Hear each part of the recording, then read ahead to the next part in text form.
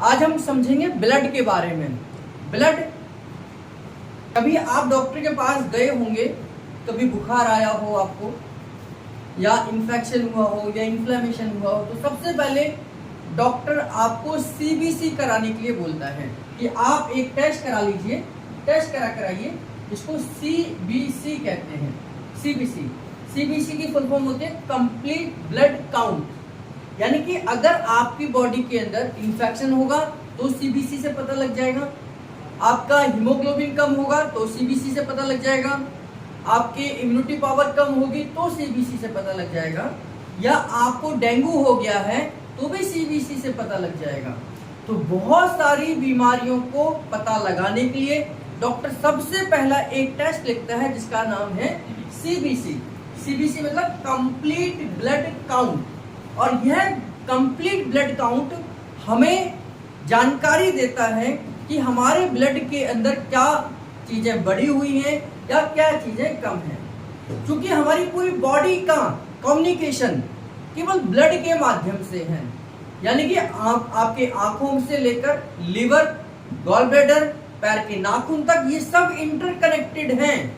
आपके सिर के बालों से लेकर आपके पैर के नाखून तक अगर ये दोनों का कनेक्शन है तो ब्लड के थ्रू है। तो ब्लड पूरी बॉडी में सर्कुलेट करता है। आपके सिर के बालों तक ब्लड है और पैर के नाखून तक ब्लड है। तो पूरी बॉडी में क्या कंडीशन है ये हमें सीबीसी के द्वारा माध्यम से पता लग जाता है। या किडनी अगर प्रॉपर तरीके से फिल्ट्रेशन नहीं कर पा रही है तो बॉडी के कहां पर असर पड़ेगा? ब्लड के अंदर असर पड़ेगा, और ब्लड के अंदर कुछ ना कुछ चीजें अप एंड डाउन होंगी। तो सीबीसी यानी कंप्लीट ब्लड काउंट की जानकारी, हमारे ब्लड में क्या क्या चीजें हैं, कौन कौन सी चीजें हैं, कौन कौन सी चीजें बढ़ सकती हैं, कौन कौन सी चीजें डाउन हो सकती हैं, इन सब की जानकारी हमें इस चैप्टर के माध्यम से मिलता है।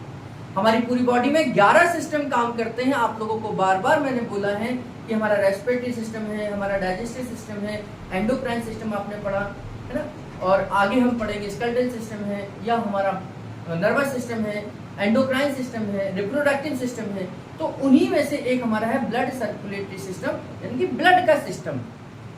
ब्लड, अब ये जो कल्पना मैंने ये सारी चीजें लिखी हुई हैं, अगर मैं एक पिन यहाँ पर चुबाता हूं और एक बूंद ब्लड बाहर निकलती है, जब हम ब्लड टेस्ट करते हैं या हम शुगर टेस्ट करते हैं तो क्या करते हैं, एक छोटी सी पिन चुबाते हैं और एक बूंद ब्लड बाहर आती है। बूंद भी नहीं आती, थोड़ी सी आती है। तो उस एक बूंद ब्लड में ये सारी चीजें होती हैं।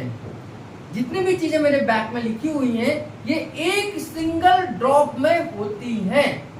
अगर हमने एक यहाँ पे कट लगाया और एक बूंद गिरती है ब्लड की तो वो सारी चीजों को लेकर गिरेगी।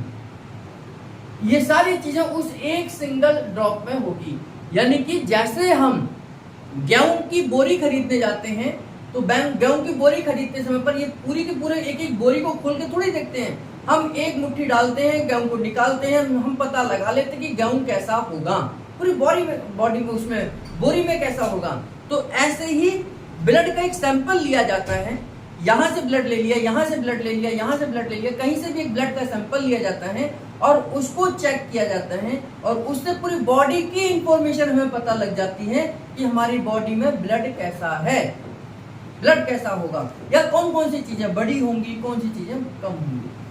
अब दूसरा, जब हम एक बूंद ब्लड को देखते हैं, अगर मैं आपके सामने एक बूंद यहां से टपकाऊं और आपको दिखाऊं तो उसमें दो चीजें आपको दिखाई देती होंगी।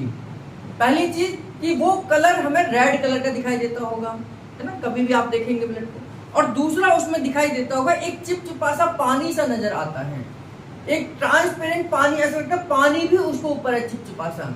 तो एक तो रेड ब्लड दिखाई देता है, यानी कि लाल कलर का दिखाई देता है, और एक पानी सा चिपचिपा सा नजर आता है। कभी आपने रोड पर कहीं पर भी ब्लड को गिरा हुआ देखेंगे तो थोड़ा सा पानी होता है और उसके बीच में लाल कलर का होता है। तो ब्लड इसी तरीके से दो हिस्सों में डिवाइड हो जाता है। जो चिपचिपा सा पानी सा ट्रांसपेरेंट हमें दिखाई देता है, नजर आता है, उसको हम प्लाज्मा कहते हैं। वो प्लाज्मा है, और ये ब्लड का 60% है। यानी कि एक बूंद ब्लड के अंदर जो 60% होगा वो प्लाज्मा है। वो प्लाज्मा पानी ही प्लाज्मा है। जो चिपचिपा सा ट्रांसपेरेंट सा चमकीला चमकीला सा नजर आता है वो क्या है? प्लाज्मा है। जो हमें रेड कलर का दिखाई देता है वो हमारी ब्लड सेल्स होती हैं। जो ब्लड सेल्स होती हैं, यानी कि ये दो भागों में हमारा ब्लड डिवाइड होता है, प्लाज्मा और ब्लड सेल्स। ब्लड प्लाज्मा जो है हमारे ब्लड के अंदर वो 60% है और ब्लड क्या है 40% है। 60% क्या है, प्लाज्मा है और 40% हमारी ब्लड सेल्स है। ये 40 और 60 में डिवाइड हो जाता है। अगर हम ब्लड को समझना चाहें तो इस 40 और 60 में से डिवाइड कर कर फिर एक एक हिस्से को हम समझते हैं कि एक बूंद ब्लड में, एक बूंद जब ब्लड गिरेगी तो ये सारी चीजों को लेके निकलेगी। जैसे तो प्लाज्मा जब 60% है तो उस प्लाज्मा के अंदर प्लाज्मा प्रोटीन भी होती है, ऑर्गेनिक वेस्ट प्रोडक्ट होते हैं, इनऑर्गेनिक सॉल्ट होते हैं, न्यूट्रिएंट्स होते हैं और स्पेशल सब्सटेंस होते हैं। हमने डाइजेस्टिव सिस्टम में देखा था कि मैं जो कुछ भी खाता हूं वो हमारी इलियम सिकल वॉल तक जाता है, फिर वहां से ये ब्लड वेसल्स में चला जाता है। यानी कि ब्लड के अंदर भी वह सारी चीजें होंगी जो मैंने खाई हैं।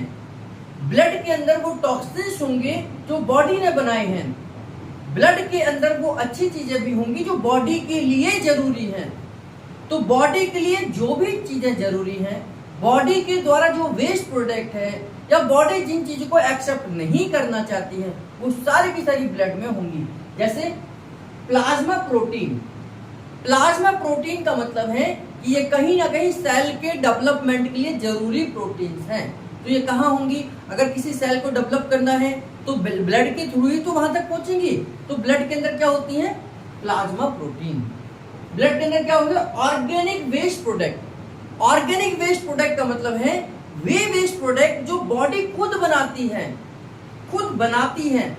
जैसे हम जब सब्जी लेने जाते हैं तो हम कूड़ा करकट तो लेके नहीं आते, हम सब्जी लेकर आते हैं, लेकिन सब्जी बनाने के दौरान बहुत सारा कूड़ा निकल जाता है।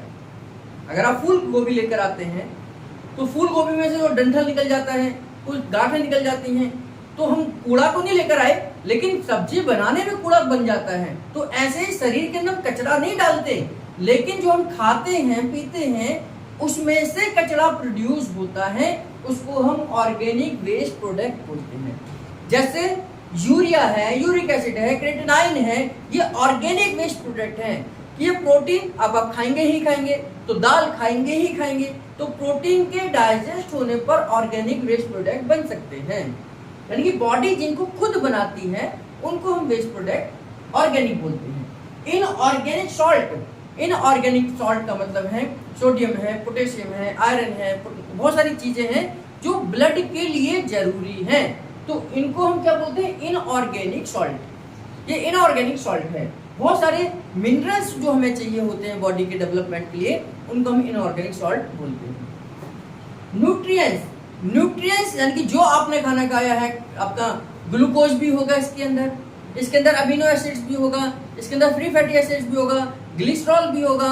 न्यूट्रिशन की वैल्यू भी तो इसी के ब्लड के अंदर होगी। तो हम शुगर को चेक करने के लिए ब्लड से ही शुगर चेक करते हैं, है ना। शुगर हम चेक करते हैं कि ब्लड में कितनी शुगर है, ये देखने के लिए एक पिन मारते हैं, मशीन पर लगाते हैं ब्लड को, और वो मशीन बता देती है कि आपके ब्लड के अंदर शुगर कितनी है। तो शुगर यानी कि न्यूट्रिशन है। शुगर हमारे लिए जरूरी तो है ही है ना। वो जब ज्यादा हो जाए तो बीमारी है, अगर वो लेवल में है तो बीमारी थोड़ी है, वो हमारे लिए जरूरी है। तो न्यूट्रिशन क्या है, स्पेशल सब्सटेंस, यानी कि कुछ ऐसे भी सब्सटेंस होते हैं जो बहुत कम मात्रा में है, बहुत कम मात्रा में हमें चाहिए लेकिन चाहिए। जैसे अगर आप कहते हैं कि मुझे नींबू पानी पीना है, तो नींबू पानी अगर मैं नींबू निचोड़ दूं और चीनी मिला दूं तो वो क्या नींबू पानी होगा, नहीं होगा ना।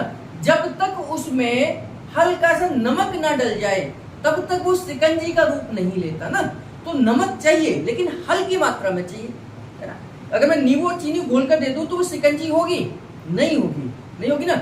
उसमें जब मैं नमक डालता हूँ, थोड़ा सा ही नमक डालूं तो उसमें टेस्ट आता है नमक का, और वो आपका शिकंजी बन जाती है। ऐसे ही स्पेशल सब्सटेंस है, ये बहुत कम मात्रा में मिलते हैं लेकिन इनका होना हमारे शरीर के लिए बहुत जरूरी है। तो जिसमें से स्पेशल सब्सटेंस में से हार्मोन बहुत कम क्वालिटी में हमें चाहिए, बहुत कम क्वांटिटी में चाहिए होता है, बहुत कम क्वांटिटी में, क्योंकि हल्का सा अगर कोई भी हार्मोन बढ़ जाए तो शरीर के अंदर तहस नहस मचा सकता है ना। ग्रोथ हार्मोन बढ़ जाए तो मेरे शरीर विशालकाय हो जाएगा, है ना। तो हार्मोन्स बहुत कम मात्रा में चाहिए, लेकिन चाहिए। तो स्पेशल सब्सटेंस में हार्मोन्स को भी अगर हमें चेक करना है तो ब्लड के थ्रू होगा, क्योंकि ब्लड के अंदर ही हार्मोन्स होते हैं, एंटीबॉडीज हैं। किसी बीमारी के प्रति, किसी बीमारी से लड़ने की शक्ति हमारी कितनी है, ये एंटीबॉडीज बताते हैं। किसी बीमारी के प्रति हम लड़ सकते हैं नहीं लड़ सकते, ये एंटीबॉडीज बनती हैं। मेरे को कोरोना हुआ, पहली बार कोरोना हुआ, मैंने उसे ओवरकम कर लिया, तो मेरे शरीर के अंदर कोरोना से लड़ने वाली एंटीबॉडीज बन गई हैं। अब दोबारा कोरोना होगा तो मुझे बहुत ज्यादा नुकसान नहीं होगा, क्योंकि एंटीबॉडीज बन गई हैं। एंजाइम्स, आपने देखा डाइजेस्टिव सिस्टम में बहुत सारे एंजाइम्स हमारे बॉडी के अंदर चाहिए, बहुत सारे एंजाइम्स की जरूरत होती है, तो वो भी कहाँ होते हैं, ब्लड के अंदर ही होते हैं। पिगमेंट्स, पिगमेंट का मतलब कलर डिसाइड करने वाली चीजें, जैसे ये पिगमेंट है तो ब्लड के अंदर ही ना, तो हीमोग्लोबिन भी एक पिगमेंट है। हीमोग्लोबिन भी एक पिगमेंट है, जिसकी वजह से हमारे आरबीसी का कलर रेड होता है, रेड होता है। जैसे एल्बुमिन है या ब्लूरुबिन है ना, ब्लूबर्डिन है, इनकी वजह से कहते हैं जॉन्डिस हो गया, तो ब्लूरुबिन ब्लूबर्डिन जब बढ़ जाते हैं तो जॉन्डिस हो जाता है। तो यानी कि ये भी पिगमेंट्स हमारे ब्लड के अंदर ही होते हैं। कहाँ होंगे, प्लाज्मा के अंदर होते हैं। गैसेस, मैं ऑक्सीजन को ले रहा हूं, कार्बन डाइऑक्साइड को छोड़ रहा हूं, तो ऑक्सीजन कहां जा रही है, ब्लड के अंदर ही तो जा रही है, और कार्बन डाइऑक्साइड कहां है, ब्लड के अंदर ही तो है, वहीं से तो मैंने बाहर निकाली है। ब्लड के अंदर सारी गैसेस होती हैं, नाइट्रोजन होती है, ऑक्सीजन होती है, कार्बन डाइऑक्साइड होती है, जितने भी गैसेस यहाँ पर है वायुमंडल में, वो मेरे ब्लड के अंदर घूमती है।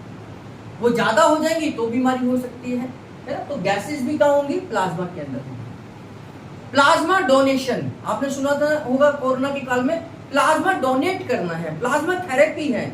तो जब हम ब्लड देते हैं, किसी को ब्लड देते हैं, तो ये पूरा का पूरा ब्लड देते हैं, आरबीसी, डब्ल्यूबीसी, प्लेटलेट, प्लाज्मा, ये सब देते हैं। हम थोड़ी निकाल के देते हैं, हम उससे नहीं कहते हैं इस उंगली से केवल प्लाज्मा निकलेगा, ऐसा थोड़ी कहते हैं। इससे तो ब्लड निकलता है, वो लेबोरेटरी में जाता है, लैब में जाता है, उस मशीन के थ्रू उसमें से ये सारी चीजें अलग कर दी जाती हैं, और जिसको प्लाज्मा चाहिए उसको प्लाज्मा दे दिया जाता है। जब कोई प्लाज्मा दे रहा है तो इसका मतलब ये सारी चीजें दे रहा है, ये सारी चीजें दे रहा है। कोई आरबीसी दे रहा है तो केवल आरबीसी जा रही है, कोई डब्ल्यूबीसी दे रहा है तो डब्ल्यूबीसी जा रही है, कोई प्लेटलेट दे रहा है तो प्लेटलेट जा रही है। तो जो चीजें जा रही है वो सारी चीजें जाएंगी। कोई प्लाज्मा दे रहा है तो ये सारी चीजें जाएंगी उसके अंदर, जितनी भी चीजें होंगी। तो प्लाज्मा के अंदर ये सारी चीजें होती हैं। इसमें प्लाज्मा प्रोटीन अलग अलग प्रकार के नाम से अलग अलग होती हैं, जैसे एल्बुमिन है, ग्लोबुलिन है, फिब्रिनोजन है, ये और प्रोथ्रोम्बिन है। इनमें से ज्यादातर plasma protein blood clotting factor के तौर पर जानी जाती हैं। जैसे यहाँ पर खरोच लगी, मुझे चोट लगी, तो यहाँ पर ये सारी की सारी प्रोटीन आकर इकट्ठा हो जाएंगी और यहाँ पर खून को बंद कर देंगी। ब्लड के अंदर ही है, तभी तो ब्लड रुका। अगर ये ब्लड के अंदर नहीं होती तो ब्लड रुकता ही नहीं कभी, है ना। तो जैसे ही खून निकला तुरंत ये सारी इकट्ठी होती हैं और यहाँ पर एक जाल बना देती हैं। उस जाल में से ब्लड को निकलना मुश्किल हो जाता है। जैसे हम मच्छर को, चूहे को पकड़ने के लिए जाल बिछाते हैं ना, तो उस जाल में फंस जाता तो निकल नहीं पाता। तो ऐसे ही ये चारों एक जाल बना देती है और वहां से ब्लड सेल को निकलना मुश्किल हो जाता है। ब्लड सेल का मतलब इनका निकलना मुश्किल हो जाता है, ये नहीं निकलेंगे तो हमारा ब्लड ही नहीं बाहर निकलेगा। तो इस तरीके से प्लाज्मा के अंदर ये सारी चीजें होंगी। जब हम प्लाज्मा डोनेट करते हैं किसी को, तो ये सारी की सारी चीजें उसको डोनेट कर रहे हैं, ये सारी की सारी चीजों से डोनेट कर रहे हैं। तो ये 60% हमारा प्लाज्मा होता है। इन सब का क्या रोल है, ये कहाँ से बनते हैं, कैसे आते हैं, इसका डिटेल हम पढ़ेंगे इस चैप्टर में। इसके बाद हम 40% पर आते हैं। 40% क्या है, हमारा ब्लड सेल है। ब्लड सेल एक्चुअल में ब्लड यही है, ये ब्लड नहीं है, ये तो प्लाज्मा है। ब्लड यही है हमारा, और इसके अंदर 3 सेल होती हैं, आरबीसी, डब्ल्यूबीसी और प्लेटलेट। जैसे घर में एक व्यक्ति के 2 नाम हो सकते हैं, चुन्नू मुन्नू घर में बोलते हैं, लेकिन घर में कुछ बाहर कुछ और बोलते होंगे। ऐसे ही इन तीनों सेल के अलग अलग नाम भी हैं। जैसे एक जनरल नाम इनको जो ज्यादातर लोग जानते हैं आरबीसी के नाम से जानते हैं, मेडिकल लाइन में इनको एरिथ्रोसाइट बोलते हैं। मेडिकली लोग इसे क्या बोलते हैं, एरिथ्रोसाइट। ऐसे ही जनरल लोग इसे WBC के नाम से जानते हैं, व्हाइट ब्लड सेल्स, इसको रेड ब्लड सेल्स कहते हैं, इसको WBC मतलब व्हाइट ब्लड सेल्स, श्वेत रक्त कणिकाएं, तो इसको हम मेडिकल लाइन में ल्यूकोसाइट्स बोलते हैं। ऐसे ही एक जनरल नाम प्लेटलेट है, जैसे कहते हैं ना कि डेंगू में प्लेटलेट की संख्या कम हो रही है, कई लोग कहते हैं प्लेटें कम हो रही हैं, है ना, कई लोग प्लेटें बोल देते हैं, है ना, तो इसको प्लेटलेट्स बोलते हैं, और इसका एक मेडिकल नाम है थ्रोम्बोसाइट। तो ऐसे एक जनरल नाम है सबका और एक मेडिकल नाम है। तो आरबीसी यानी कि एरिथ्रोसाइट, डब्ल्यूबीसी यानी कि ल्यूकोसाइट, और प्लेटलेट मतलब थ्रोम्बोसाइट। ये सेल्स भी अगर हमें इनके बारे में भी कोई इंफॉर्मेशन चाहिए तो कहां से होगा, ब्लड से ही पता चलेगा। ब्लड का एक सैंपल लेंगे, पता लगाएंगे कि इसके अंदर डब्ल्यूबीसी कितनी है, आरबीसी कितनी है, प्लेटलेट कितनी है, क्योंकि इनकी एक नॉर्मल रेंज ही हमारे शरीर के अंदर होनी चाहिए। अगर ये नॉर्मल से कम हो रही है तो बीमारी आ जाएगी अगर ये नॉर्मल से ज्यादा हो रही है तो भी बीमारी आ जाएगी, है ना। अगर मुझे 4 रोटी की भूख है तो मैं 4 रोटी खाऊंगा तो मेरे लिए ठीक है। अगर मैं 2 खाऊंगा तो मैं बेचैन रहूंगा, यार मेरा खाली पेट ही है, मुझे भूख लग रही है, मुझे भूख लग रही है, मैं यही कहता रहूंगा। और मैं किसी दिन 8 खा लूंगा तो मेरा पेट ही पकड़ के बैठा रहूंगा, अब तो मेरा पेट फूल गया है, अब तो ये मेरी आवाज भी नहीं आ रही है, मेरे को तो बोलना भी नहीं आ रहा है, मैं तो हिल भी नहीं पा रहा हूँ, ऐसे क्यों ना। तो यानी कि अगर मैं कम खाऊं तो भी परेशान और मैं ज्यादा खाऊं तो भी परेशान। एक नॉर्मल मेरी रेंज जो है वो 4 रोटी की है, तो 4 रोटी ही मुझे खानी है। तो इसी प्रकार इन सब की नॉर्मल रेंज हमारे ब्लड के अंदर होती है, फिक्स है कि इतनी ही आरबीसी होनी चाहिए, इतनी ही डब्ल्यूबीसी होनी चाहिए, इतनी ही प्लेटलेट होनी चाहिए। इससे थोड़ी बहुत कम बढ़ती होगी तो चल जाएगी। अगर 4 रोटी की भूख 3 मिल गई, 3.5 मिल गई तो ठीक है। अगर मैं 4 की भूख में 4.5 खा लूं तो भी ठीक है, कोई दिक्कत नहीं। लेकिन मैं खा 8 लूं तो दिक्कत हो जाएगी। तो इसलिए थोड़ी बहुत कम और बढ़ती चल सकती है, लेकिन बहुत कम और बहुत ज्यादा नहीं चलेगा। हम इनके बारे में इस चैप्टर में पढ़ेंगे कि कितनी आरबीसी हमारे ब्लड में होनी चाहिए, कितनी डब्ल्यूबीसी हमारे ब्लड में होनी चाहिए, और कितनी प्लेटलेट्स हमारे ब्लड में होनी चाहिए। तो आरबीसी यानी कि रेड ब्लड सेल्स, ये हमारे ब्लड का सबसे मेजर पार्ट होता है, जो लाल रक्त कणिकाएं जिनकी वजह से हमारा ब्लड रेड कलर का नजर आता है वो ये है, और ये सभी सेल में सबसे ज्यादा संख्या में पाई जाती है। इन सब में सबसे ज्यादा संख्या में ये पाई जाती है। इनकी डिटेल हम कल चैप्टर में पढ़ेंगे। डब्ल्यूबीसी का काम, इसका काम है हमारे शरीर के अंदर ऑक्सीजन का आदान प्रदान करना। हमारे शरीर के अंदर ऑक्सीजन, मैं श्वास ले रहा हूं तो मेरे शरीर के अंदर ऑक्सीजन आ रही है, मैं श्वास नहीं लेता, ऑक्सीजन श्वास लेती है, ये आरबीसी श्वास लेती है। आरबीसी मेरे नाक तक आती है और बाहर से ऑक्सीजन को खींचती है। आरबीसी नहीं होगी तो ऑक्सीजन हमारे शरीर के अंदर नहीं जाएगी, हमारे शरीर के अंदर नहीं जाएगी। जैसे अगर किसी का हीमोग्लोबिन डाउन जा रहा होता है, रेड ब्लड सेल्स कम हो रही होती है, तो उसे श्वास लेने में तकलीफ होती है। जिसको अस्थमा का पेशेंट होता है, जिसका हीमोग्लोबिन डाउन जाता है, किसी का 6 चला गया, 5 चला गया, तो डॉक्टर कहते हैं कि आपको थकान हो जाती होगी, जल्दी जल्दी श्वास लेते होंगे आप, यानी कि हमारा ब्लड कम हो रहा है, इसलिए ऑक्सीजन कम हो रही है। तो ऑक्सीजन को लेने का काम हमारी आरबीसी करती है। पूरे शरीर में ऑक्सीजन को पहुंचाने का काम, हर सेल तक ऑक्सीजन को पहुंचाने का काम हमारी आरबीसी करती है। तो ये ऑक्सीजन का ट्रांसपोर्टेशन करने का काम हमारी ये आरबीसी करती है। और हमारे शरीर की सेल की सबसे बेसिक नीड हमारी ऑक्सीजन है, कि सेल को ऑक्सीजन चाहिए ही चाहिए। तो आरबीसी इसलिए ज्यादा संख्या में होगी क्योंकि सेल हर पूरे बॉडी में ऑक्सीजन पहुंचानी है। डब्ल्यूबीसी, इसकी जिम्मेदारी है कि हमारी बॉडी की इम्यूनिटी पावर को स्ट्रॉन्ग करके रखना है, कि शरीर के अंदर कोई भी वायरस या बैक्टीरिया आ जाए तो उसे लड़कर उसे खत्म करना है। यह डब्ल्यूबीसी का काम है। ये हमारी रोग प्रतिरोधक क्षमता बनाती है, रोग प्रतिरोधक क्षमता को बनाकर रखती है। इसकी भी एक नॉर्मल रेंज होनी चाहिए। एक नॉर्मल रेंज से कम होती है तो हम कहते हैं कि हमारी इम्यूनिटी कमजोर हो गई है। अगर इसकी संख्या ज्यादा हो जाए तो इसका मतलब है कि कुछ ना कुछ हाई अलर्ट हो गया है, कोई बीमारी आ गई है अंदर, है ना। जैसे हम इसकी संख्या के आधार पर हम शरीर की स्थिति का अनुमान लगाते हैं कि हमारे शरीर की स्थिति कैसी है। तो डब्ल्यूबीसी को हम सुरक्षा प्रणाली के लिए यूज करते हैं। इसका काम है कि पूरे शरीर की सुरक्षा को ध्यान करना, कि कहीं से कोई भी वायरस घुस जाता है तो उसको वहीं डिस्ट्रॉय कर देना। इसलिए इसके पास अपनी पूरी सेना है और इस सेना का नाम है ग्रेनुलोसाइट और एग्रेनुलोसाइट। ग्रेनुलोसाइट और एग्रेनुलोसाइट का मतलब है कि इसने दो ड्रेस बना दी है। ग्रेनुलोसाइट का मतलब है, ग्रेनुल्स का मतलब होता है दाने दाने, ये छोटे छोटे दाने, यानी कि जिनके ऊपर दाने दाने से लगे हुए हैं जिन सेल के ऊपर, उनको ग्रेनुलोसाइट कहते हैं। जो बिल्कुल प्लेन है एग्रेनुलोसाइट, इंग्लिश में सब लोग जानते हैं कि ए जिसके साथ आ जाता है वो एब्सेंस हो जाता है ना। ए का मतलब एब्सेंट, यानी कि वो अनुपस्थित है ना। तो ए का मतलब एब्सेंट है और क्या अनुपस्थित है, ग्रेनुलोसाइट, यानी कि दाने नहीं है, इन सेल के ऊपर दाने नहीं लगे। ये प्लेन है, ये खुदरी है, ये खुदरी है यानी कि कलरफुल है, ये प्लेन है। तो ये वाली सेल क्या है, तो दाने वाली है, तो इसलिए ग्रेनुलोसाइट कहते हैं। ये एग्रेनुलोसाइट है। जैसे हमारे देश में भी सुरक्षा की दृष्टि से दो सेनाएं हैं, दो तरीके की पुलिस है, एक खाकी पुलिस, एक व्हाइट पुलिस, है ना, जिसे हम ट्रैफिक पुलिस कहते हैं। ट्रैफिक पुलिस की ड्रेस कैसी है, व्हाइट कलर की है, तो ये ट्रैफिक पुलिस हो गई। जो खाकी वाले हैं वो क्राइम को देखते हैं कि क्राइम ना हो जाए कोई, तो ये वाले हैं।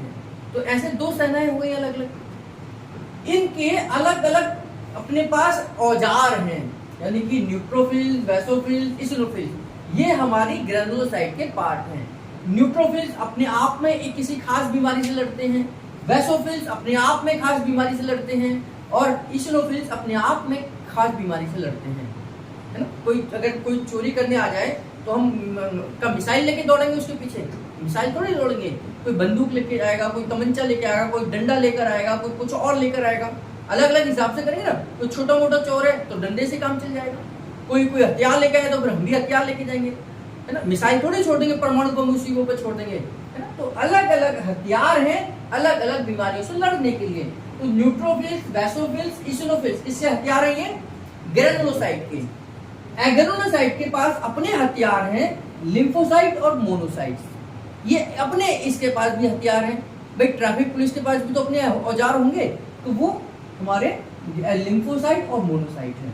लिम्फोसाइट दो तरीके की होती है, टी लिम्फोसाइट और बी लिम्फोसाइट, यानी कि ये हथियार जो है दो जगहों पर बनते हैं। टी लिम्फोसाइट यानी कि थाइमस वाली लिम्फोसाइट जो थाइमस बनाती है, बी लिम्फोसाइट जो हमारे लिम्फ नोड्स बनाते हैं। लिम्फ नोड्स हम आर्मपिट का पॉइंट देते हैं, लिम्फ का पॉइंट देते हैं, तो ये वाली लिम्फोसाइट के लिए देते हैं। हम थाइमस का पॉइंट देते हैं, तो ये इन वाली लिम्फोसाइट के लिए देते हैं। तो ये दोनों ही लिम्फोसाइट हैं। इनकी लिम्फोसाइट दो हिस्सों में डिवाइड होती है, एक टी यानी कि थाइमस वाली, बी मतलब लिम्फ वाली। तो ये टी और बी लिम्फोसाइट होती हैं। और तीसरा जो हमारा पार्ट होता है वो प्लेटलेट का पार्ट है, जिनको हम थ्रोम्बोसाइट कहते हैं। प्लेटलेट का सबसे बड़ा जो काम है वो ब्लड क्लॉटिंग फैक्टर के रूप में जाना जाता है। प्लेटलेट कम होने पर हमारे ब्लड कहीं से भी ब्लीडिंग हो सकती है। इनकी नॉर्मल रेंज 1.5 लाख से लेकर 2 लाख के बीच में होती है।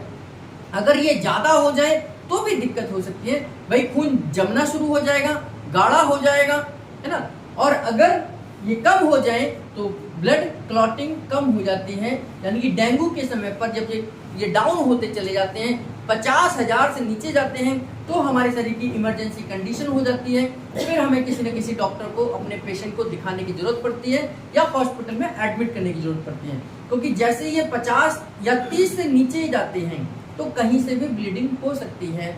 यूरिन के थ्रू आपको ब्लीडिंग हो सकती है, मोशन के थ्रू हो सकती है, छींकने पर नाक से हो सकती है, खांसने से मुंह से हो सकती है। इसलिए प्लेटलेट कम होने पर हमें तुरंत हॉस्पिटलाइज करना पड़ता है डेंगू की कंडीशन में। डेंगू कोई और दिक्कत नहीं है, डेंगू में केवल एक ही समस्या है कि हमारे प्लेटलेट कम होते चले जाते हैं और कोई दिक्कत नहीं है। डेंगू घर में भी ठीक किया जा सकता है अगर आपके प्लेटलेट 50,000 से नीचे नहीं है। 30,000 के बाद तो तुरंत हमें हॉस्पिटल में एडमिट कर देना चाहिए, नहीं तो फिर क्या कंडीशन बिगड़ सकती है। अब ब्लीडिंग हो रही है तो हम कहीं रोक तो नहीं सकते ना। डेंगू का इलाज हॉस्पिटल्स में भी नहीं है, डेंगू का इलाज तो हॉस्पिटल्स में भी नहीं है, लेकिन इस इमरजेंसी से बचने का इलाज है। कहीं अगर ब्लीडिंग हो गई तो तुरंत एक इंजेक्शन लगा देंगे, वो प्रोथ्रोम्बिन का या इसका कि ब्लड क्लॉट हो जाएगा वहाँ पर। हमारे घर में थोड़ी इंजेक्शन है वो, तो इसलिए 30,000 के बाद हॉस्पिटल में एडमिट करने की जरूरत पड़ती है। तो इनकी नॉर्मल रेंज 1.5 लाख से लेकर 2 लाख हो सकती है। इससे ज़्यादा जाएगी तो ये ट्रैफिक क्रिएट करेगी, ये गाढ़ा कर देगी ब्लड को, और ब्लड फॉर्मेशन यानी कि ब्लड को मूवमेंट में दिक्कत आ जाएगी। तो इसका काम हमारे ब्लड को क्लॉट करने का है।